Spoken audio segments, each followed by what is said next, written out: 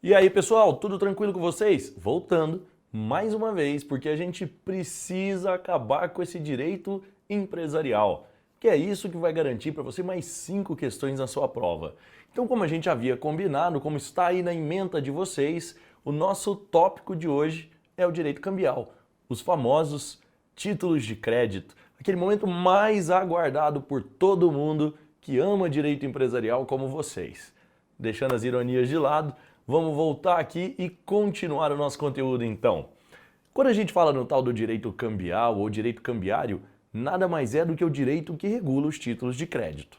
E aí nós temos que parar para pensar, gente, que título de crédito, na verdade, é um título que garante um direito normalmente envolvendo dinheiro. Normalmente, porque nem sempre. Existem situações em que o título de crédito pode garantir, por exemplo, aquisição de direito real. Existem outras situações, os títulos de legitimação, que podem garantir uma prestação de serviço. Então nós temos aí várias modalidades de títulos de crédito. Mas o grande papel desses títulos, de fato, é circular riqueza de forma simbólica. Então, quando eu emito um título de crédito, eu circulo uma riqueza de forma simbólica. Eu te passo o direito a algo sem necessariamente te entregar este algo. Então, quando a gente fala em títulos de crédito, existem dois motivos para esses títulos existirem. Basicamente, esses títulos existem para poder serem negociados, circulação de riquezas. Significa que eu passo o título para você, que pode passar para outra pessoa, para outra e daí por diante. Essa é a regra geral. Nos títulos de crédito, no direito cambial, quase tudo tem exceção. Mas na regra geral, a primeira grande característica dos títulos de crédito é a negociabilidade, seja pela tradição, o ato da entrega, seja pelo endosso. E nós vamos falar isso daqui a pouco. Tradição para os títulos ao portador, endosso para os títulos nominais. Mas além disso, existe um outro motivo para que os títulos de crédito existam. De acordo com o CPC, os títulos de crédito são títulos executivos extrajudiciais. Significa que a partir do momento que você tem um título de crédito sem qualquer defeito formal, um título de crédito em perfeitas condições, você tem ali na sua mão algo que garante uma certeza de direito líquido e certo. Ou seja, você já não precisa passar pela fase de conhecimento para poder exigir a satisfação do seu direito. Com aquele título na mão, você pode ir direto para a execução, ou seja, buscar a satisfação sem que haja contraditório. Lembrando que o processo de execução não é um processo que possui contraditório, ele não tem contestação, por exemplo. E os embargos do devedor não são contraditórios dentro da execução, são na verdade uma nova ação. Então, as duas grandes características dos títulos de crédito são a negociabilidade e a executividade dos títulos. Agora, quando a gente fala em princípios dos títulos de crédito, e aí, meu povo, eu quero que vocês prestem atenção num detalhe. Se a gente tivesse que escolher um único ponto para falar de títulos de crédito com a maior probabilidade de aparecer na sua prova, efetivamente seriam os princípios dos títulos de crédito. Por quê? Porque você não tem como saber sobre todos os títulos em espécie.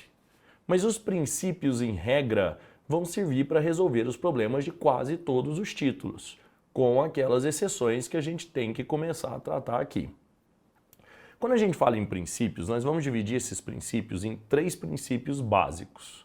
Nós vamos ter aí o princípio da cartularidade, nós vamos ter o princípio da literalidade e nós vamos ter o princípio da abstração. Então são 3 princípios básicos que a gente adota aqui nos títulos de crédito. Vamos lá, porque eu vou trabalhar um pouquinho com vocês na forma de tabela. Então nos princípios nós temos o primeiro dos princípios. O primeiro dos princípios, que é o princípio da cartularidade. Esse princípio da cartularidade basicamente diz que os títulos de crédito, o direito se materializa na cártula. Então, o princípio da cartularidade diz que você precisa da cártula, você precisa ter o título na mão para efetivamente poder exigir a satisfação do direito. Porque o seu direito ele se materializa naquela cártula. Você só executa um título de crédito a partir do momento que você tem um título original. Você, em regra, não pode executar uma cópia autêntica, a não ser que ela esteja em outro processo. E aí é uma exceção. Mas, em regra, você precisa da carta, ou seja, do título materializado. Pensem, não adianta eu fazer um contrato transferindo o crédito se eu não te entrego o título. Agora, professor, tem exceções? Como eu disse, quase tudo no direito empresarial tem exceções. Quando a gente fala no princípio da cartolaridade, a nossa exceção são os títulos eletrônicos. Porque os títulos eletrônicos são títulos descartolarizados. Então, quando a gente fala aqui no princípio da cartolaridade, nós temos como exceção os títulos eletrônicos. Esses não seguem o princípio da cartolaridade. Após o princípio da cartolaridade, nós temos o princípio da literalidade. O princípio da literalidade diz que vale exatamente aquilo que está escrito no seu título, como está escrito no seu título. Em resumo, gente, o princípio da literalidade vai dizer para você que para que tenha força cambial, deve estar contido no título. Não adianta você fazer isso por documentos apartados. Não adianta você fazer isso fora do título. Isso pode ter até alguma validade enquanto negócio jurídico, mas não para o direito cambial. E o direito cambial tem regras próprias. Quando a gente discute, por exemplo, as garantias pessoais, eu posso até fazer uma garantia pessoal apartada, mas não vai ser considerado um aval, que é a garantia típica do direito cambial. Será considerado fiança, que é uma garantia do direito civil. Então, para que você entre no direito cambial, necessariamente você deve respeitar os nossos princípios, incluindo o princípio da titularidade. Quer lançar alguma coisa, lance no próprio título, porque assim você evita de perder a proteção do direito cambial. E nós temos ainda um terceiro princípio nos títulos de crédito. Se a gente for parar para pensar nos princípios, esse seria, sem sombra de dúvida, o princípio mais importante de todos, é o princípio que mais aparece em prova e ele, inclusive, vai se subdividir em dois outros princípios. Esse é o princípio da autonomia. Quando a gente fala no princípio da autonomia, eu estou dizendo para vocês que todas as relações formadas no contexto do direito cambial serão consideradas relações autônomas. É como se fossem relações isoladas nessa história. Então, quando a gente para pensar no princípio da autonomia, ele funcionaria mais ou menos assim. Imaginem que eu tenho uma pessoa que emitiu esse título de crédito para outra pessoa, que endossou esse título para mais um, que endossou esse título para mais um, e que endossou, e daí por diante. A coisa segue. Cada uma dessas relações vai ser considerada de forma individual, inclusive se observarmos as co-obrigações. Significa, gente, que sempre que alguma dessas pessoas tiver a possibilidade de exigir de outra, os demais não têm nada a ver com isso. Se eu tenho uma relação, por exemplo, de compensação entre esses dois, a relação de compensação é entre os dois. Se eu tenho um vício de capacidade entre esses dois, a arguição do vício de capacidade é entre os dois. Inclusive, isso também se aplica à relação onde houver avalista. Imaginem que esse sujeito aqui tem um avalista. E o sujeito tem um vício de capacidade, o avalista não.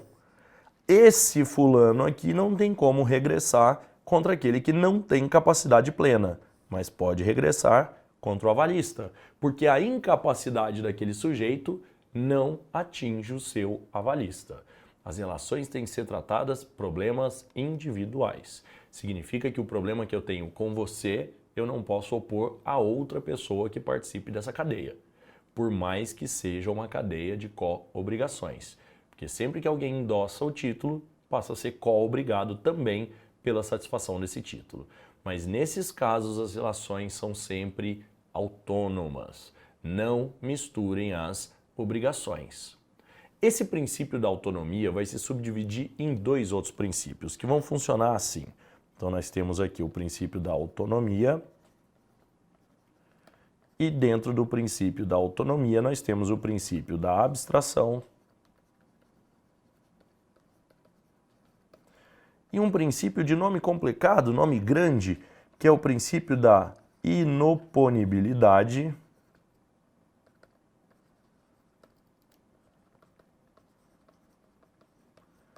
de exceções pessoais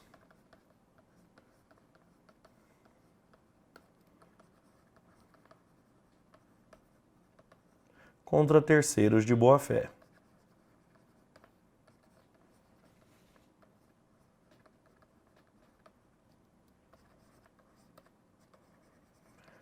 Vamos prestar atenção então, porque na verdade os dois princípios dizem respeito ao princípio da autonomia.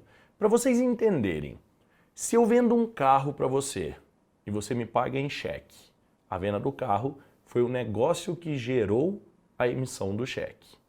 Pelo princípio da abstração, sempre que eu emito um título de crédito, ele se desvincula do negócio jurídico que originou esse título. Significa que se eu pego o cheque e passo para frente, por mais que o negócio venda do carro tenha algum problema, quem recebeu o cheque depois não tem nada a ver com isso. Porque se a gente pegar aquela história, lembra relações autônomas, a relação da venda do carro tem a ver com os dois primeiros, quem vendeu o carro, quem deu o cheque. A partir do momento que esse pegou o carro e passou para frente, que passou para frente, que passou para frente, são relações autônomas. Então, o princípio da abstração é aquele princípio que diz que, a partir do momento que o título de crédito entra em circulação, ele se desvincula do negócio jurídico que originou essa emissão. Esse é o princípio da abstração. Tem exceção? Sempre tem. Existem os chamados títulos causais. O que são os títulos causais? São aqueles títulos que se vinculam ao negócio que deu origem. O exemplo da duplicata, você só executa uma duplicata se tiver comprovação de que você cumpriu com o negócio que originou a duplicata. A mesma coisa vai acontecer com o conhecimento de transporte, a mesma coisa vai acontecer com o conhecimento de depósito. Então, esses títulos causais, eles não seguem, eles não cumprem com o princípio da abstração. E por fim, o nome é grande, assusta, mas o princípio é simples, ele faz parte do princípio da autonomia. Nós temos o princípio, presta atenção no nome que ele é autoexplicativo, inoponibilidade de exceções pessoais contra terceiros de boa fé. Significa que eu só posso opor exceções pessoais contra aquela pessoa, nunca contra os demais que têm o título na mão. Gente, as exceções formais são aquelas que estão no título. Um erro de preenchimento, alguma coisa, eu posso opor a quem estiver com o título na mão. Mas se a exceção é pessoal, se a exceção é contra um dos co-obrigados, eu não posso opor essa exceção contra outro co-obrigado. Então ficam aí essas limitações. Tranquilo? Então esses são os princípios básicos aí dos títulos de crédito. Se vocês prestarem atenção nessa tabelinha que a gente fez, é suficiente para você responder grande parte das questões que envolvem aí o direito cambial. Tá certo? Então esses foram os nossos princípios, a cartularidade, literalidade, autonomia dentro da abstração e inoponibilidade de exceções pessoais contra terceiros de boa fé. Agora, quando a gente fala aqui do início da existência dos títulos de crédito, nós temos que separar duas teorias. A teoria da criação e a teoria da emissão. A teoria da criação diz que eu sou responsável pelo título de crédito a partir do momento que eu faço com que o título exista. Se eu criei esse título, não interessa se fui eu que coloquei ele em circulação ou não. Eu sou responsável por ele. Agora, a teoria da emissão diz que não. Eu só sou responsável pelos títulos de crédito se fui eu quem coloquei em circulação. Se eu não coloquei em circulação, se outra pessoa fez isso no meu lugar, eu não posso ser obrigado a cumprir com esse título. Regra geral, no direito brasileiro, a gente aplica a teoria da criação. Significa que somos responsáveis pelo pagamento dos títulos de crédito, mesmo que ele tenha entrado em circulação contra a nossa vontade. Gente, o direito cambial, os títulos de crédito, se preocupam muito mais com o título em si do que com as pessoas. Ele é muito mais rígido que o direito civil nesse sentido, muito mais rígido que o direito dos contratos. Ele tenta garantir uma confiabilidade do título, por isso ele dá força ao título. Então a gente tem sempre que lembrar, ficou em dúvida na hora da prova, você pensa, mas pera lá, eu confiaria no título se não fosse assim? Porque esse é o objetivo do direito cambial, fazer com que você confie no título, fazer com que você acredite naquele título de crédito. Então, por isso, mesmo que o título tenha entrado em circulação contra a minha vontade, fui eu que criei o título. Quem está recebendo o título lá na frente não tem como saber por que ele foi emitido. Então vai gerar a responsabilidade do emitente. Mas tem uma exceção. Tem uma situação em que a doutrina diz que a gente aplica a teoria da emissão do título de crédito, ou seja, eu só serei responsável se eu fui a pessoa que colocou em circulação aquele título. Vamos dar uma olhada comigo aqui no artigo 905, que é o artigo da regra geral da teoria da criação, e o artigo 896, que é aquele que diz, é o artigo que diz qual é a exceção que nós vamos aplicar à teoria da emissão. Então, no 905 diz pra gente o seguinte: o possuidor de título ao portador tem direito à prestação nele indicada mediante sua simples apresentação ao devedor. Lógico, se ele tiver nominal, ele vai precisar ser endossado.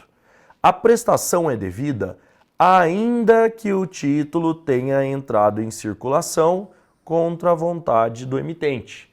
Resumindo, eu criei aquele título, mas não fui eu quem autorizou a circulação dele. Ainda assim, eu sou responsável pelo título. Agora, quando é que eu posso não ser responsabilizado pelo título? Aí a gente vai descer lá para o 896. Acompanhe aí comigo.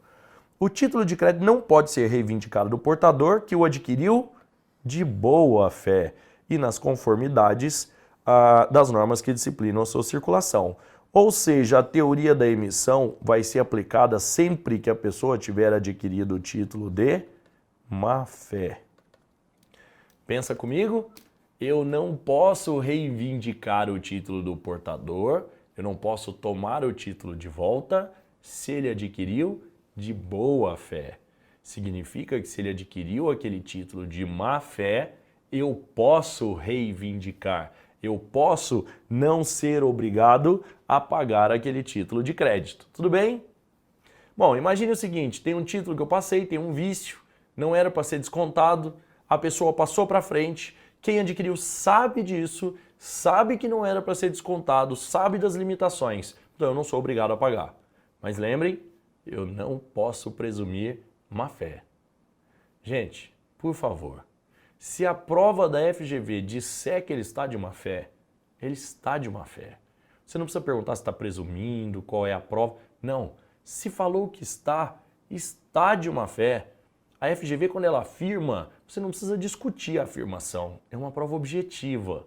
Você não trabalha as possibilidades, você trabalha o resultado de acordo com a afirmação.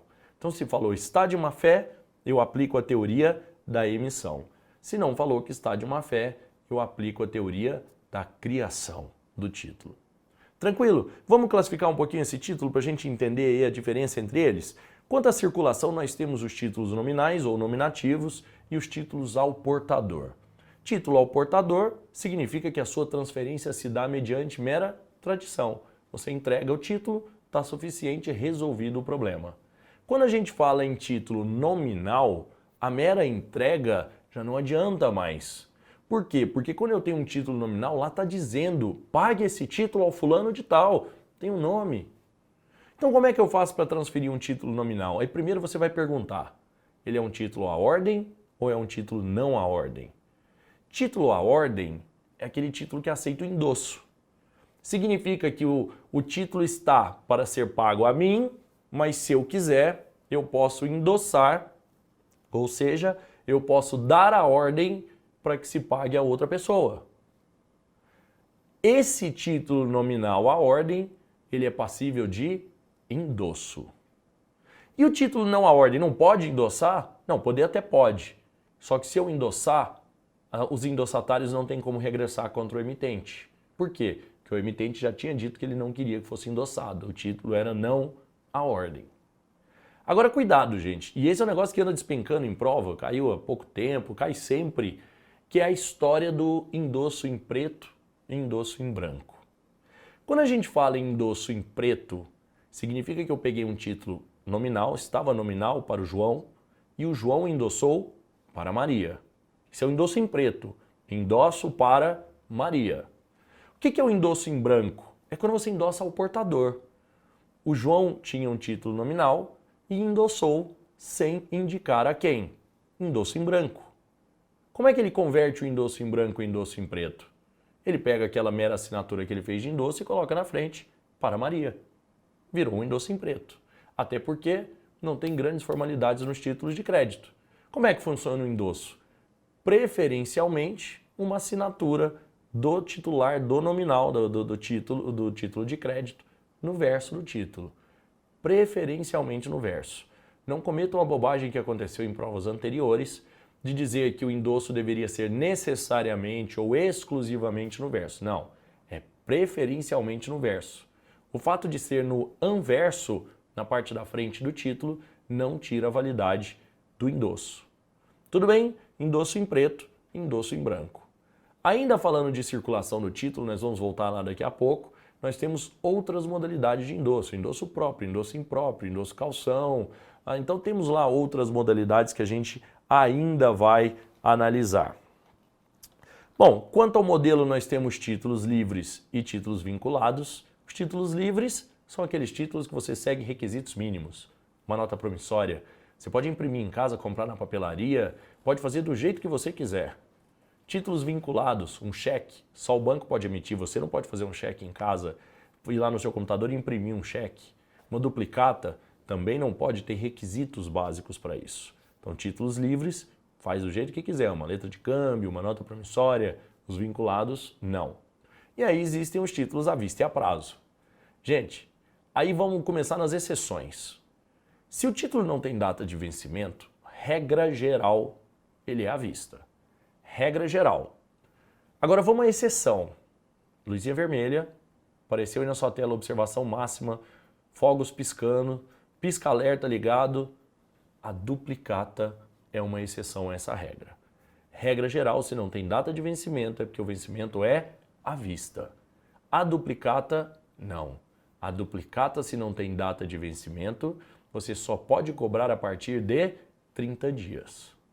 Para que ela tenha vencimento à vista, é necessário que esteja contido nela vencimento à vista. Caso contrário, somente com 30 dias. Certo? Agora, quando a gente fala em vencimento a prazo, existem formas de vencimento a prazo. Eu posso ter o vencimento a prazo à data certa, vence no dia X, dia 1º de março de tal ano, data certa. Eu tenho o vencimento a tempo certo da data, vence daqui 30 dias. Eu não estou falando quando é, mas é daqui 30 dias, é só contar. E eu tenho o vencimento a tempo certo da vista. Então, se aparece na sua questão um título que vence 30 dias após a vista, significa que no momento que eu levar aquele título para aceite, começa a contar o prazo de vencimento. Então, o vencimento a tempo certo da vista, ele é contado a partir da data do aceite do título. Então, obviamente, nós estamos falando em títulos que têm aceite. Estamos falando, nesse caso, da letra de câmbio. A letra de câmbio é o título que possibilita o vencimento a tempo certo da vista. Tudo bem, gente? Até aqui, tranquilo? Muito bem. Falamos aí da classificação dos títulos de crédito e voltamos no próximo bloco falando um pouquinho sobre a estrutura dos títulos de crédito. Fui!